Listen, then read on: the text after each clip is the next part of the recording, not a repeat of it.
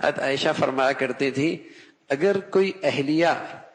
بیمار ہوتی تو حضور علیہ الصلوۃ والسلام سر پہ رکھ کے دعا دیا کرتے تھے،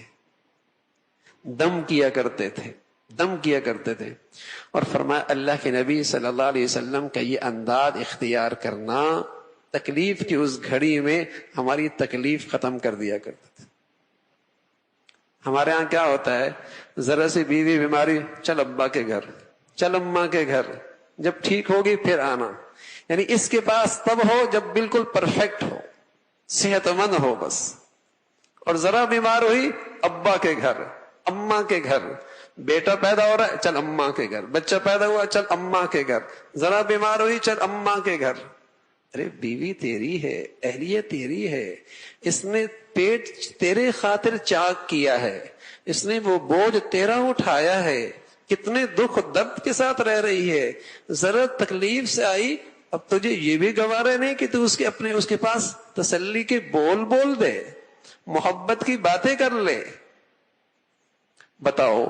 ایسی عورت اس گھر کو گھر کیسے بنائے گی؟ جب اس گھر میں اسے عزت ہی کوئی نہیں، اعتماد ہی کوئی نہیں، تو وہ عورت اس گھر کو اپنا گھر کیسے بنائے گی؟ تو رسول اللہ صلی اللہ علیہ وسلم کی کوئی اہلیہ بیمار ہوتی، بلکہ اتنے مزاج شناس تھے اللہ کے نبی صلی اللہ علیہ وسلم، احساسات کا خیال رکھتے تھے۔ ایک دن عائشہ سے کہنے لگے عائشہ جب تم ناراض ہوتے ہو ہمیں پتہ لگ جاتا ہے۔ کہا کیسے یا رسول اللہ؟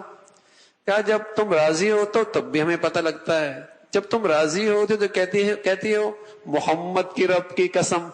اور جب تم ناراض ہوتی تو کہتے ہو ابراہیم کے رب کی قسم، ہمیں پتہ لگ جاتا ہے۔ یعنی ایسے احساسات کا بھی خیال، یا وہ مر رہی ہے اسے فکر ہی کوئی ہونی ہوتی، ہاں اس کا کیا حال ہے، کس تکلیف میں ہے، کس درد میں ہے، کوئی احساس کوئی نہیں۔ اللہ کے نبی اتنا احساس کر رہے،